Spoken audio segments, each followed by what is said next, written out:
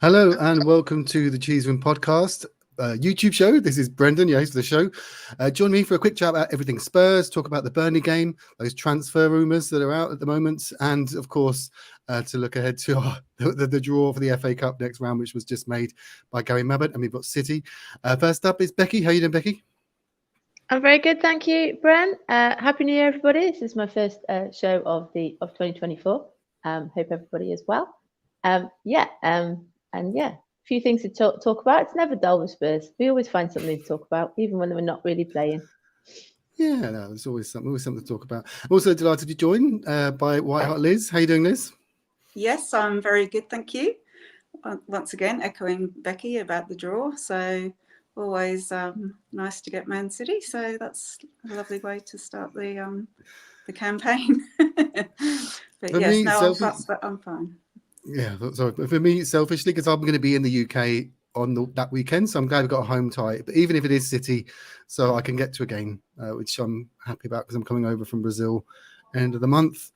But fantastic. Well, we won't focus too much on the Burnley game. We did first of all because it wasn't much happening in the game other than the goal, and they did an instant reaction show on Friday.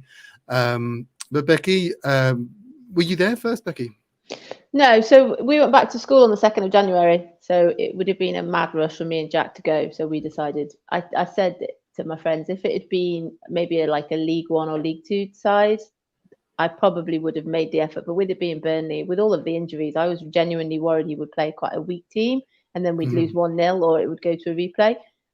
So yeah, I watched it at home. It was strange watching it at home, but yeah, we got there in the end. We got the result, didn't we? And you know, the one little bit of quality, but it just shows when we haven't got Sonny, you know, and we haven't got Maddison, and even with Bentancur playing, we really struggle to kind of break down low block teams. And I'm just like, we always say, any game we get through, we do what we can to get through. No one wanted a replay at Burnley, and we did. And then our reward is City at home. Yippee!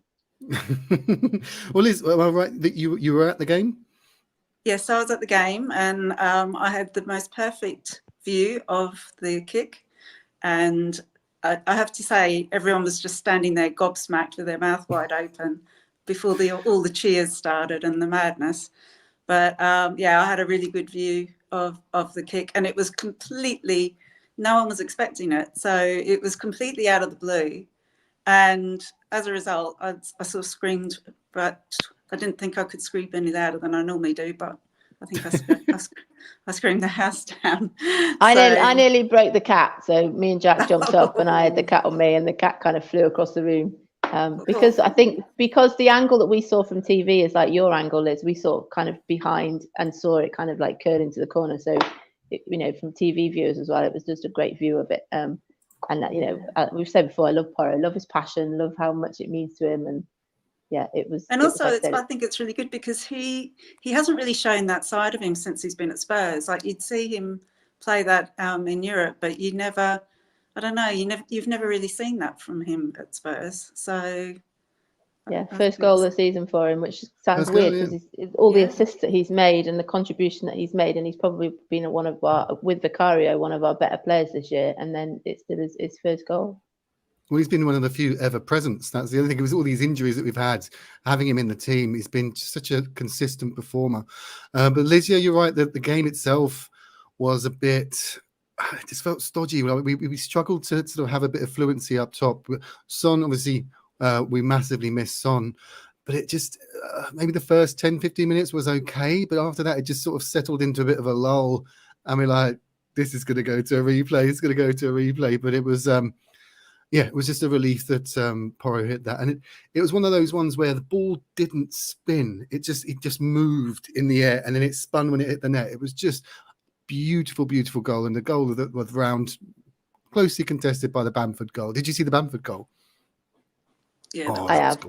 Yeah, it was gorgeous, but I'm still saying Porro's was better. It was certainly better than Matty Cash. I had people messaging me on Saturday night going, Matty Cash was better than Porro's. Like, it really wasn't. Matty Cash's was deflected and nothing like it. But yeah, since then we've had Bamford's at Leeds, which I saw a different angle of it today from behind the goal as well. It looks even better from behind the goal. Wow. Of the Bamford one. Mm. Yeah. But yeah, so we're into the next round, and the draw was made today, and Gary Mabbott picked out a home tie, which is something, but a home tie against Man City. Liz, we've got an excellent record against them at home. They haven't even scored, let alone won.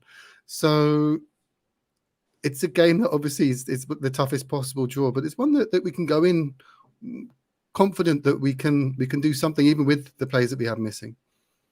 Yeah, I think so. I mean, I think that having that sort of mentally, having that sort of 100% record at home with them is I don't know, it almost makes you believe even more. So, but also I think I'm hoping when is the 27th of January. 27th of January. Yeah. So possibly we might get some of our players back. Obviously we won't have Son, but yeah, it would be nice to think that we've got a bit of a stronger squad, because at the moment that's my only concern about that. Yeah, one of the stories of the recent games, because was it Burnley Bentancur's first game back, or was it the game before? I'm trying to remember. He played in the Bournemouth game, so me and Liz Bournemouth. We were in the coach and horses, weren't we? And we were all going, "Oh my God, Bentancur's started. Bentancur's he's not." You know, his wife had tweeted about him being back, and we all thought that meant he was in training. And then we were literally, it drops at 1 o'clock, and everyone's saying, "Yeah, he's straight in the side." And then for the Burnley game, he was in the team and captain. Yeah. You happy with that, captain, Becky? I expected it to be Ben Davies, I've got to be honest, because I think Ben's really stepped up. I saw a video today of the huddle, and Ben Davies is giving the huddle, but Rodrigo Bentancur doesn't speak English, so it's quite difficult, therefore, to give the huddle if he doesn't speak English, which kind of then begs the question, why make him captain? But there's obviously other attributes rather than just speaking English. But yeah, I watched it on Friday, wincing. He played some really lovely balls, particularly to kind of Johnson and Kulusevski in the first half. And every time anyone comes near him, I'm just flinching because I just don't want anyone to injure him. Just like Liz says, we had a hectic December, which we seem to have got through. And then there are fewer games in January, particularly now we didn't get a replay.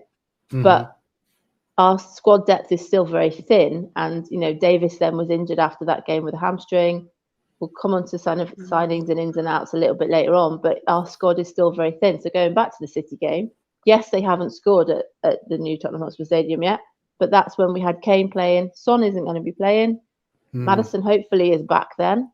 Our defence is going to be the key, I think. We need our defence to be really, really strong, because that's going to help. It's not going to be a game you wouldn't think, well, we're going to outscore them. Having said that, though, when we had Royal and Davis playing in defence when we played them recently in the league, that worked too. I think everyone that watched the draw or heard about the draw was delighted it was a home draw, and then it was very deflating that it was Man City. I was sort of watching it. I picked up basketball, and I'd seen Liverpool had already come out, Chelsea had come out against Villa. And you're thinking, yeah, City haven't come out yet. And then you just think, yeah, it probably was the second worst, apart from being away, draw that we could have been given. And it's just, but like as Gary Mabbott says, those of you that watched it, he says, in order to be the best, you have to beat the best. So what a cliche. It is our season. Yeah. Liz, back to the game, we talk about Bentancur. And as Becky said, he did have some really nice touches, and he still looked a bit like he wasn't fully fit, and I think that will obviously come with games. But it was just great to see, and he's such a calming presence on the pitch, similar to how we feel when Ledley King was playing for us. When you check the lineup, when he couldn't train but would be in the lineup, you just felt, okay, well, we've got a chance. Ledley's on the pitch, and I have that vibe with Bentancur, just seeing how he dictates the play. And he will get up to match fitness, I believe. But what was it like there? Are you happy with his performance against Burnley? Yeah, but like you were saying, I felt like he was delicate. I just was really, every time something would happen, I think, do I get injured again? So I don't know whether that's normal, but I've been watching football all my life. So, but it's just because it's Bentancur, I think, and because he is so crucial to the team. He's such a good player. we've lost him for so long, especially when he came back and then he went off again, which I won't go into. But yeah, so it's just I just want people to touch him with paper gloves sort of thing. But yeah, I was a bit concerned. I was also surprised that he was captain, but he is. There's no doubt about it. He's just a magnificent player, and I'm so glad that he's back. Yeah, Dembele Mark II, Kerry says here in the chat. People that are watching, please do give us a like. It always helps the channel. And so yeah, so we did get the goal in the end, but Burnley very, very nearly equalised right at the end. They had a couple of sort of corners towards the end, and the goalkeeper kept going. And their goalkeeper's a unit. Did you see the size? He's like 6'5" or something. He's a big guy. And it was literally, it gave 7 minutes extra time, which I thought was a lot. But this season, they're always giving way more time at the end. But it was literally the 97th minute. I don't know what it was like there, Liz, when the keeper, Muric, I think was his name, he did head it down, and the Burnley's number 25, their striker, he snapped at it, and thankfully it went wide. But Vicario, at the moment, was screaming at the defence. And again, after the game, I don't know if you saw, because it could have been very different. We are still giving away these chances. Yeah, we are, and the only thing I'm thinking is that we've lost all of our best players, and it seems like we keep losing one every week at this rate. So it must be really difficult for the players to get, suddenly they're sort of put on the pitch when maybe they might not be ready themselves. Maybe mentally it was like a surprise. You just don't know, but it is a worry. And if we can get through this period and then get the rest of the players back to sort of usual, like Sonny back and Bentancur really fit, and I think the only way is up after that. But it's just been such a difficult time.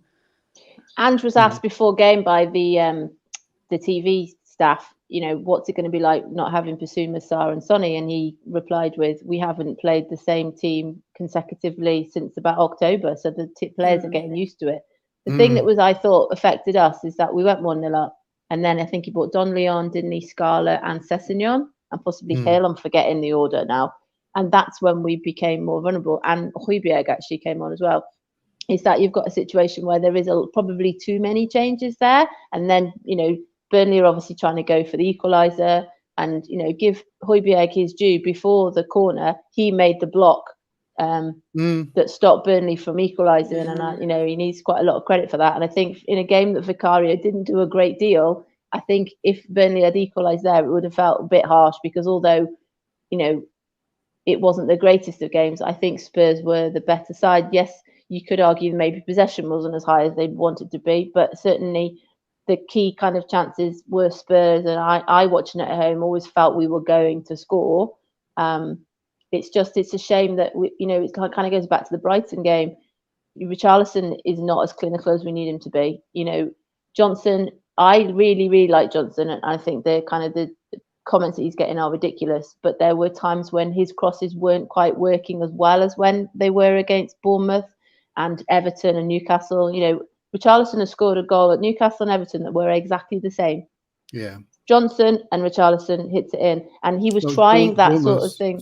It's Bournemouth and Everton, sorry. Is that what it was? And he was trying to do that against Burnley, but it wasn't getting past the first, defender and that sort of thing. And that's when people were getting frustrated. But however, when it works, it's brilliant. So I think we need to give Johnson time. Going back to what Liz said, these players and Bentancur weren't expected to be playing all these amount of minutes. They were supposed to be players that were going to kind of continue and rotate and develop. And what's happening because of all their injuries, they're being chucked in and they're playing longer than they probably needed to be.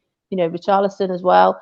It's the way that injuries has caused them to be playing longer than they need to be, which is, of course, when it becomes vulnerable. And that sort of last 15 minutes is when Burnley only really came into the game, and they could have snatched a draw.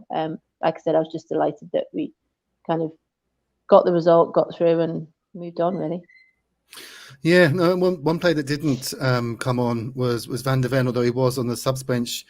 I wouldn't minded him to get some minutes into his legs, although because people are saying, "Oh, you can see it both sides." That he needs to rest the hammy up still, but he still needs to get game time. Our next game against Man U, he's going to have to play because Davies, as you said, has got his hammy.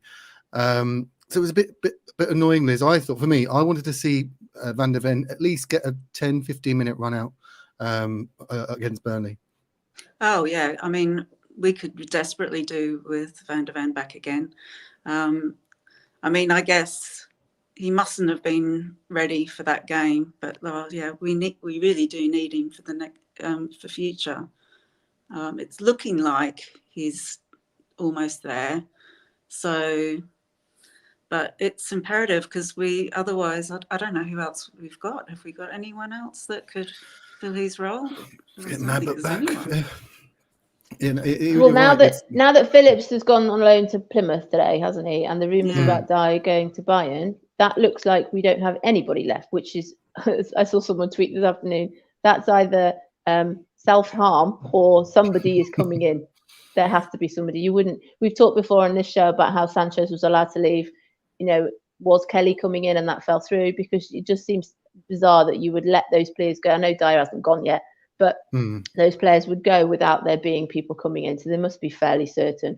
The trouble is we're running out of time now for him to make the Man United game because that is on Sunday. You know, it's when, you know, it's like, I know we did it with Van der Ven. I was saying to somebody the other day that I think Van der Ven signed and then he played maybe the day after or the day after that. Yeah, but, you know, he was if he straight doesn't in. sort of get going, we aren't going to actually be able to play him on Sunday. And, you know, maybe Davis isn't as bad as they first said. It just seems odd, you know, because like I said, going back to the City game, we had Royal and Davis playing. Davis, if he's injured, we've only got Royal left. There's no one else left. I'll only hope is Emerson Royale. Yeah, I think that we're going to have to bring Van der Ven back. Like he's got it. If he's fit, he's going to have to play. It's just that question because he looked at. I think it was a grade 2 tear that he had, which takes around, I think, sort of 5 to 6 weeks. Or no, was that right? Yeah. So he's been out for a couple of months, hasn't he? Yeah. So it should have healed, but he looked in a lot of pain. That when he pulled up in that Chelsea game, he did look in a lot of pain. But this brings us on, as you said, Becky, to the transfer business. One player that has got the here we go is Timo Werner. What's your thoughts, Liz? What do you make of Timo Werner? Well, he's obviously coming in just to sort of fill a role. I don't know whether he knows that, but that's certainly the way it's been spoken about. Because I get the impression that he thinks he's... anyway, I don't know. So we'll just have to wait and see. But, yeah. But, yeah, I mean, to be honest, I've really completely changed the way I look at players now because... I kind of think that Ange knows Ange is the only one, or maybe one of a few, that really know his system, and it is his system. So, and he must know because he's been playing this way for a long time now. He must know the right players, and he must see a player and think, yeah, that'd be perfect for this role. So, in that respect, I know people do like to look at form and like to sort of make their own conclusions about players coming in and what sort of role they're playing. But I've kind of like let all of my thoughts and concerns go and just think, well, if Ange wants him, then that's good enough for me. But I understand that that's just the way I look at it because I just figure he knows what he's doing and he says that he has particular things that he requires. And if he sees a player that's got that in him, then that's okay for him. So I've kind of come to the conclusion that I'm just going to think if it's good enough for Ange, I'm behind it. But of course, if anyone else, I'm not saying everyone else has to think that way. We've said that with Ange, the two requirements really are physicality, speed, and the flexibility to play in lots of positions. we went out for tea yesterday, and it'd been, and the one thing I loved about this as well is it was completely out of the blue. I think in modern day, when you've got social media, nothing is a surprise anymore. And we've got YouTube channels and there's podcasts, and nothing is really, and you've got Sky Sports News, there's nothing really ever a shock, a surprise. Everybody seems to know about it and makes their own mind up. But this genuinely felt like it had completely come out of the blue. A little bit like Sessegnon reappearing on Friday night, because we were all sort of the idea that he was injured. Ange had given this impression, and then there were rumours, I think, surfacing on Friday that he was going to go to Man United. You know, they sent Reguilón back, and then they were going to have Sessegnon, and then there he is doing the walk around before the game on Friday. But I like the fact that it was completely out of the blue. Woke up, I think it was on Saturday morning, going, what? And people who watch this show a lot know I know very little about players that don't play for Tottenham. However, I've heard of Timo Werner, and I tweeted going, isn't he the guy that wasn't very good at Chelsea? And I even turned to Dave, and Dave went, you're getting Timo Werner? I went, yeah. He was like, seriously, that will work really well in your system, and he's quick and he does this. And I went, yes, but he can't, from what I've seen, he can't hit a barn door. And then, of course, everyone's tweeting back going, De Bruyne was poor at Chelsea, and Salah was poor at Chelsea, and Torres was poor at Chelsea. And I'm like, I'm very much like Liz. I'm like, if Ange thinks it will work, and we do need a stopgap with not having Sonny, it was quite clear on Friday that although I thought Johnson, like I said, played quite well with the kind of pace, you know, his final ball, and then it was a shame. I thought Richarlison didn't play that well on Friday after a bit of an upturn in form and actually looking like he was getting his confidence back. Maybe he knew something about the signing, because he seemed to kind of drop his confidence again on Friday. It was like, we do need that stopgap. We do need that person who can score. I just hope he can score, because I've seen lots of videos of him missing over the weekend, and they were from Spurs people as well, not necessarily Chelsea fans. But you know, if it works, it was someone put in the comments there, it will be a masterstroke. It will be amazing. You know, someone that he was really great in Germany before he came to us, you know, and then if he wants to kind of, if he thinks he's the right fit and Ange thinks it's going to work for him, then it's really a win-win for us, because if it doesn't work, we send him back. If it does work, the fee is something like 15 million euros, isn't it? It's not, you know, it's not particularly high. I think, yeah, let's get behind him. You know, there's people who are kind of against him. I, you know, jokingly said, isn't this the person who can't hit a barn door at Chelsea? But I didn't, you know, wasn't kind of hating on him or anything. If it works, I think it'll be fantastic. Imagine Maddison pinging balls to Kulusevski and Johnson and Timo Werner. Wowzers. Well, the thing is, on his Chelsea record, if you look at it over assists and goals, it's a goal contribution every other game. That's good. That's solid. Like a bit, but again, we've seen him on the pitch, so we know, we've seen the misses. But at the same time, it's like you said, it's low risk. In January, you're not going to get the superstars. I mean, saying that, we did get Bentancur and Kulusevski, but in general, in January, it's very tough to do business. No team is going to let players go that they want to hold on to win things. So you kind of have to look at it. He's not making the team at Leipzig. They've got Uppender up front, who's banging him in, and he's on the bench there. So he's played in the Premier League, so he won't take that time sort of adapting that players sometimes need. So yeah, I think it's I like the deal. I quite like him. He's, like you said, he's fast. He ticks the boxes for Ange's system. Quick, versatile, and can play custom positions. Does he have good hamstrings, or are we? Is it kind of like, you know, in 6 weeks' time his hamstrings are going to ping, or is he, you know? Is he gonna, I saw someone tweeting yesterday. They were like, I think they tweeted him and went, "Apologies in advance for your hamstring injury, Timo, that you will have in about 6 weeks' time." Yeah, but he's got energy. He's got. Whenever I've seen him play for Chelsea, he was always sort of buzzing around. He's got a good sort of run pace about him. So, and that's what we want. We want the players to press from the front. That's how Ange likes his players. So, yeah, I'm happy with it. There's mixed stories about the Dragusin deal. Someone said in the comments that Bayern have swooped in, but I just checked Twitter. There's contrasting stories. Fabrizio Romano seems to be the most reliable of resources there, but we do need, as I said, a defender, and with Eric Dyer, may or may not be going to Bayern. Just take Dyer, leave Dragusin, take Dyer. You're good. They're the same. Yeah, they're exactly the same. Honestly, you get. But with what other defenders are we being linked with? There was things have got a bit quiet on the Jean-Claude Todibo story. So drag us in. I don't know how much of Genoa you guys have seen, but he seems a decent option. Yeah, I've never seen him play. I don't. Yeah, so.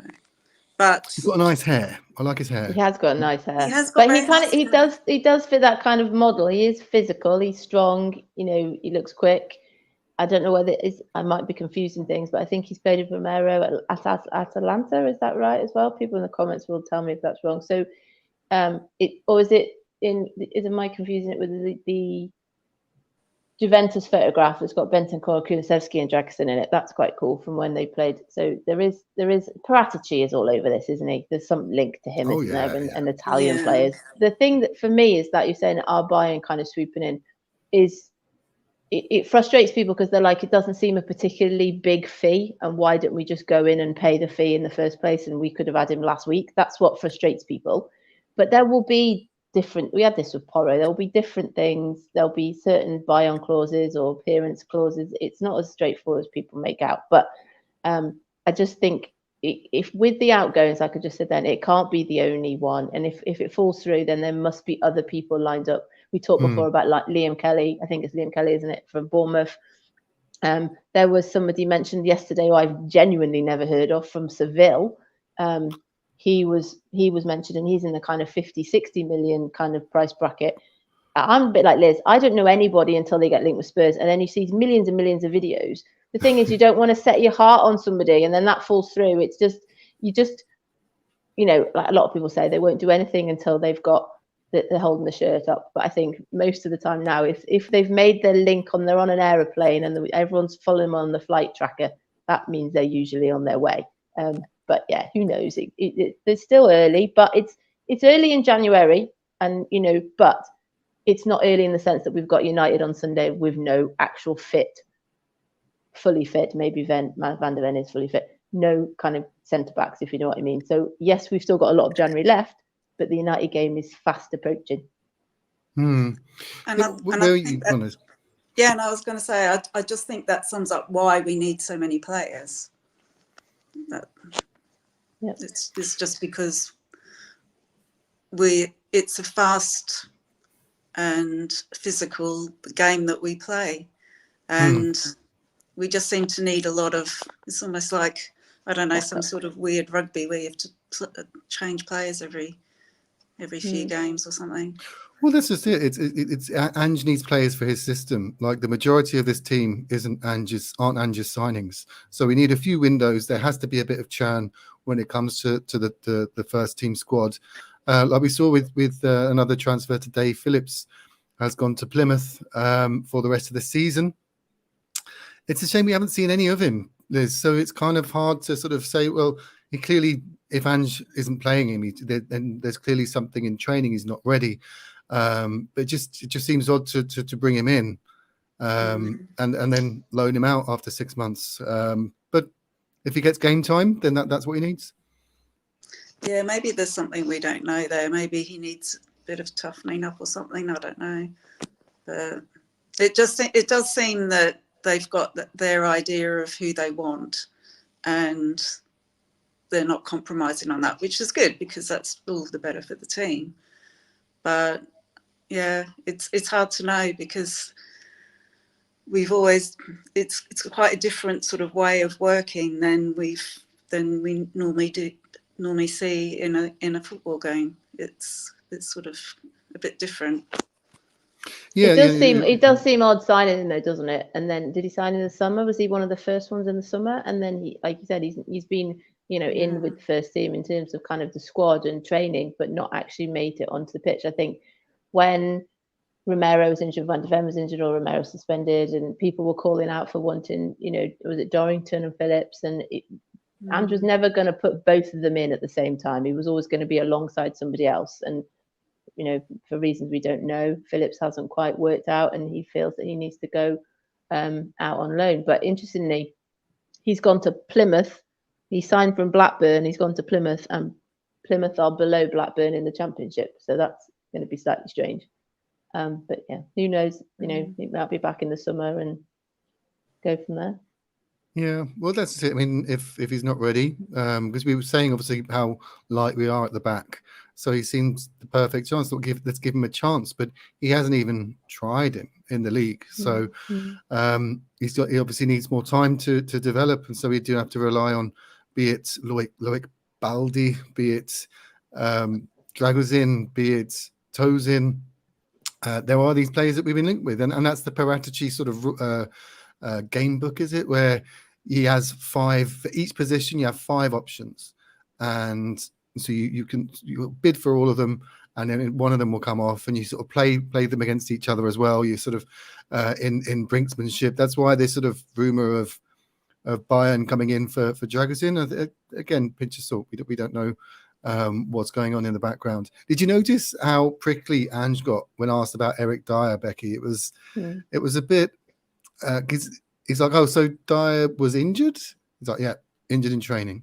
So nothing to do with the Bayern transfer. He's like, don't question my integrity, mate. Like it cut him down. It's the first time he's had some like quite trivial questions asked at him, hasn't he? And like the one last week about trophies. Do you picture yourself with trophies? And he's like, I don't need to. I've won them, thanks. So yeah, he was angry. But I was saying to my friend, Dyer's been injured a few times, hasn't he, this season?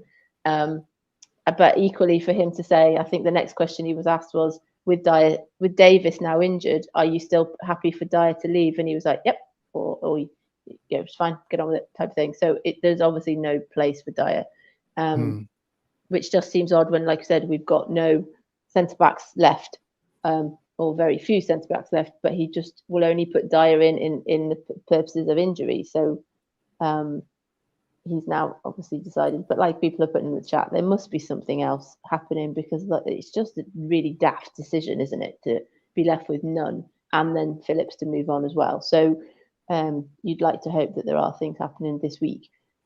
Just thinking while you're talking there about, obviously we've got like Scarlett came on Friday, who can't now be reloaned out. I thought he played quite well in his kind of cameo on Friday. He looked quite lively. He reminded me of Kane when he drops deep and gets more involved. You know, if you compare it to Richarlison, who just sort of just stand in the number 9 position waiting for the ball, Scarlett was quite getting involved, and you know, like a lucky deflection. And so and now because Valise is injured, you'd think Scarlett will get a little bit more game time. I know we just said Werner's come in, but so that's quite kind of a weird positive for Scarlett, that at the same time as Valise getting injured, that might be good for him. Because that's a good point. Because we asked this, or I think Paul asked it in the WhatsApp group, about when a player goes out on loan and comes back to the team and plays for the team, because Scarlett had already played for us in the cup anyway, so you can't play for 3 teams in a season. Is that the rule? So he has to stay now, Scarlett. Yeah, but Reggie could go out again. Do you think Ange will give Reggie a go, Liz, or do you think that him sort of going to Man U was a sign that he's not for us? It doesn't have what we want. Yeah, it's a tricky one really, because personally I've always quite liked Reggie, and I did think he was a sort of Spurs enough player, but obviously Ange didn't think that too much because he sent him out, but unless there was another reason for that. But yeah, I'm getting the vibe though, since he's left, that it's not going to happen with Spurs. Did he play pre-season? The thing is about yeah, he did. But the thing is as well, he was sent back from United. It just ended and his loan ended because Shaw got fit again. Him and Spence were both sent back to Spurs, which again makes you question why it wouldn't work out in those teams. Because I've seen Reguilón play a few times for United. He's come on in Champions League games, and like Liz was just sort of intimating then, he seems a sort of Ange player. He's quite fast. You know, he used to play the kind of wing back role. He seems to enjoy playing for Spurs. You know, he seemed to get his camaraderie was quite good. It's just, I think possibly, you know, something didn't quite work. So he went out on loan, but I know the loan was only a short-term loan. They obviously didn't want to keep him, and he's then been sent back. Which is weird, because even Man United were playing him a lot, I thought. So it's a bit strange. Yeah, they were forced to play him because of the injuries that they had. But I thought I'm with you, Liz. I've got a soft spot for Reggie, and he doesn't really make mistakes, but he's not really he's not always in the right place, and so that the mistake wasn't an obvious one because he wasn't sort of tactically prepared or aware to be in the right place. One that also was mentioned was Jed Spence. He wasn't getting any game time at Leeds, or very, very little. I think he played 6 times for them through the season, mostly as a sub. There was question marks about his timekeeping, which obviously millionaire footballers, the least you can do is turn up to training on time. And I think when he was it Forest or Middlesbrough, where Neil Warnock said that about his again, yeah, there's just question marks about his temperament, about his maturity. And do you think that's carried on here? Becky's come back now. And that's one of the reasons why Ange goes, because there's a player there. And we were saying with Reggie, again, Spence looks like an Ange player. Yeah, he does. And I think that it's the whole, to me, I saw that and I thought he's obviously not got a good attitude, or there's something about his mentality or something that no one's buying, and which is a shame because, like you said, he does seem like a real Ange player. But it just, I don't know, things like that put up red flags for me. And I think, well, if more than one person is saying the same thing, then there's got to be something in it. It would be a shame if we didn't see his full potential. That's the only thing, because you kind of think there is a good player in there. What about you, Becky? What do you think of Spence? Yeah, I don't know what happened then. I get kicked out of the stream and I can't. It wasn't my internet didn't go, but anyway, I'm back. Yeah, I agree with what Liz said. Then I could tell she was talking about Spence. It was Warnock, wasn't it, who had a bit of a Twitter spat about him, and then Spence showed that picture of him with the, I think it was a championship trophy, wasn't it, and cigar and stuff. And then you just think, well, Conte, there's been rumours about Conte having issues with him, and Spence wanting a so-called different rooms, and it's all a bit strange. And you know, Rodon hasn't been sent back. Rodon's had a really good season, and you just think, like Liz says, it's more and more people saying it's something's not quite right, whether it's his timekeeping or his kind of effort or lack of effort. But he played with Johnson at Forest, so if he doesn't move on, then there is a connection there. But I read somewhere today that he's going to be training with the under-21s until he's re-loaned out. So if that's true, then there isn't really clearly a future for him, which just, if it was a club signing, it just seems such a waste. And then hopefully we've gone past that now, and that sort of the club signing players just doesn't really work, and it's got to be players that Ange and the kind of the team, the director of football are behind it, Prachi, because it just seems, he would probably say himself that since he kind of left Middlesbrough and Forest, it's all just been a bit of a waste, really. He went to Europe, didn't he, for a bit, and that didn't quite work out, and he's come back, and yeah, it's just, it's all a bit of a funny one. But like Liz just said, and there's lots of people sort of saying the same thing, you start to think that, yeah, there is a problem, really. The waste of potential, really. But yeah, it's a shame. Well, let's see. I mean, there's a few managers now that have had issues with him. Conte had issues with everyone. So, but it's a shame because, like I said, it's sort of similar to the Ndombele situation, where you're like, there's clearly talent there, and it's just a lack of application. And that's another one. Isn't he being sent back as well? He's from. Yeah, I was just going to say that he was going to be sent back, but we haven't heard anything about whether he has. And you'd imagine it's what is it, the 8th of January now? The 1st of January, they're allowed to be returned back. So, I'm not sure what's quite going on there, really. Yeah, because he's got I think not if it was the manager or the press out in Turkey, but just weren't impressed with him at all. There's a talk, so it was. There's another one to come back, but again, I think he'll be training with the under-21s as with Jed Spence on his £200,000 a week. Let's not forget, on 200. Spence isn't on £200,000 a week, but Ndombele. That's true. That raises a good question. So, would you say that Ndombele was our worst ever transfer? Because there's quite a few candidates. We've got Bobby Soldado, Paulinho, Sergei Rebrov. It was 10 million, and back in the day, 10 million was a lot.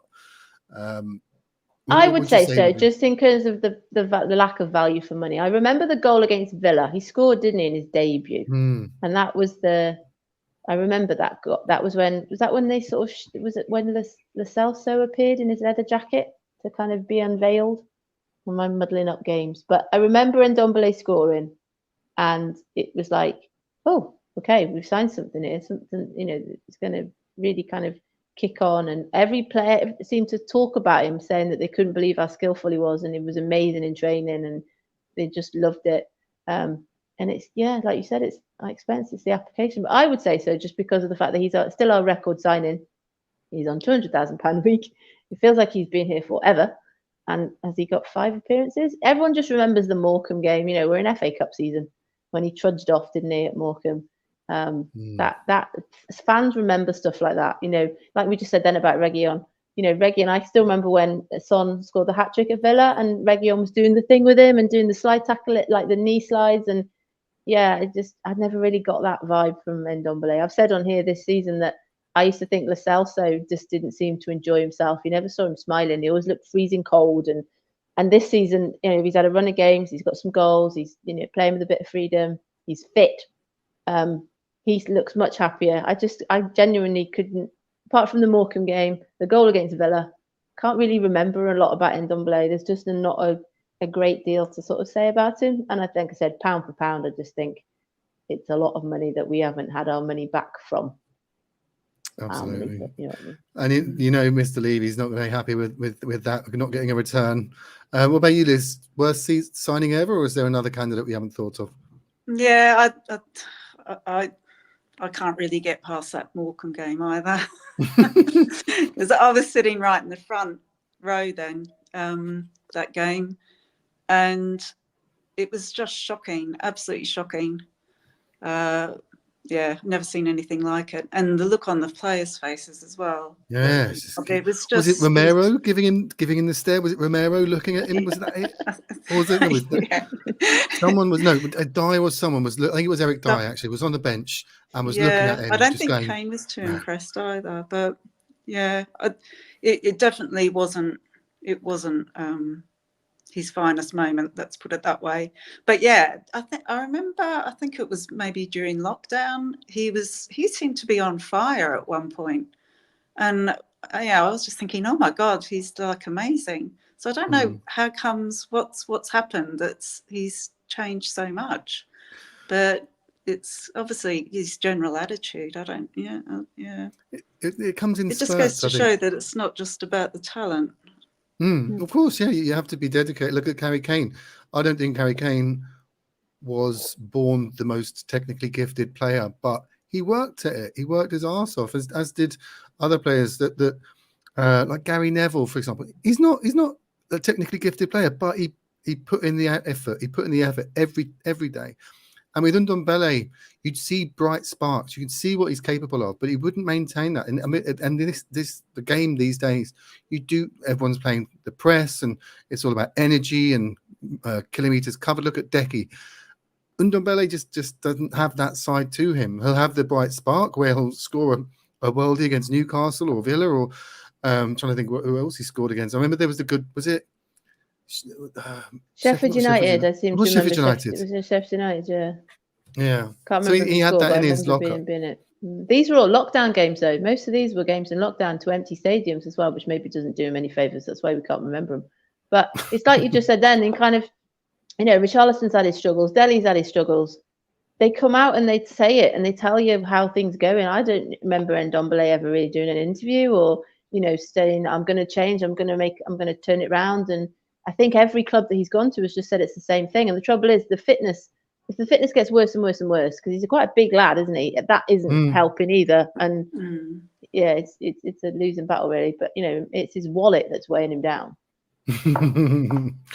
Yeah. I think pound for pound, I'm with you. I reckon Ndombele is our worst signing, certainly in recent history, certainly the last sort of 20 years. But there are plenty of candidates for that.